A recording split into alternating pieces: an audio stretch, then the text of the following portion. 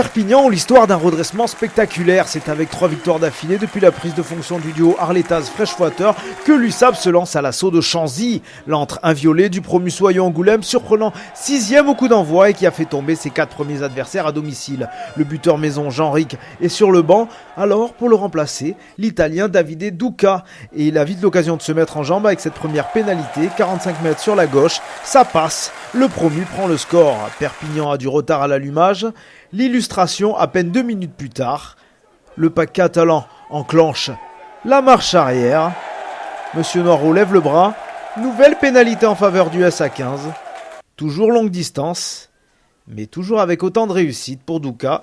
Et voilà Soyons-Angoulême qui mène 6-0. Ce bon début va le mettre en confiance et il va clairement proposer du jeu et dominer les débats. Les Catalans sont poussés à la faute. 28e minute de jeu, le flanqueur Christophe André laisse ses partenaires à 14 après un plaquage haut. Ambitieux, le promu va tenter d'aller chercher l'essai. En vain. Alors il va s'en remettre à Davide Duca pour augmenter l'écart.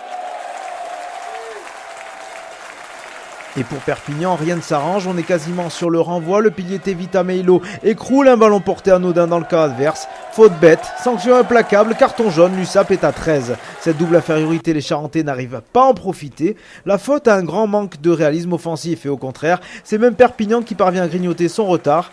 Jonathan Bousquet à la botte, 9-3, score à la pause. Ce n'est pas du tout cher payé pour les 100 et or, pas dans le coup dans cette première période. Ducas ajoute une 4e pénalité au retour des vestiaires, 12-3, mais on sent l'USAP animé de bien meilleures intentions. Sur ce lancement de jeu, l'équilibriste Piukala retombe tout près de la ligne d'en but. Sébastien Desconce tente de finir à solitaire, mais la porte est fermée. Desconce, petit gabarit, ce qui n'est pas le cas de Christophe André. Et quand Romain Miloszewski vient lui prêter main forte, la force de pénétration est tout autre. Essai de Christophe André, transformé par Jonathan Bousquet. La partie est relancée 12-10 au tableau d'affichage. Soyons-Angoulême continue à envoyer du jeu, mais concède de terribles turnovers. C'est le cas ici, et pour ne rien arranger, les Catalans l'exploitent parfaitement. Le ballon vit et arrive à l'aile. En quelques passes, c'est magnifique. Acebes pousse au pied pour lui-même. La Forgue est en couverture mais se fait littéralement arracher le ballon au sol. Christophe André est tout proche du doublé. Il est stoppé quasiment sur la ligne.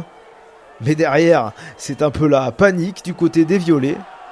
Sur ce coup de pied fantoche, personne n'est en mesure d'arrêter Sioné Piukala. En 5 minutes, Perpignan a renversé Soyons-Angoulême avec la transformation de Bousquet. L'USAP mène 17-12. C'est d'autant plus dur pour le SA15 qu'il fait vraiment honneur au rugby et au jeu de mouvement. Le ballon passe de main en main et pas seulement qu'avec les arrières, jugez plutôt la dextérité du pilier Younes El Jaï. Accélération, changement d'appui, prise d'intervalle, offload à une main. Chapeau bas, il donne un ballon d'essai que ne gâche pas son ailier.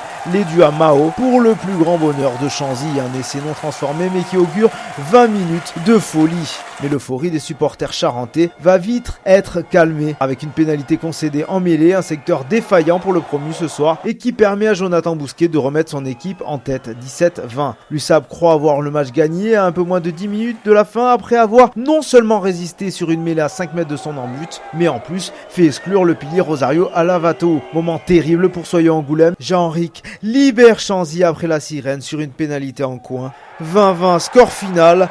Perpignan perd 2 points mais enchaîne un 4e match sans perdre. Le SA15 lui demeure invaincu chez lui. Chacun y trouve donc un peu son compte dans ce partage des points.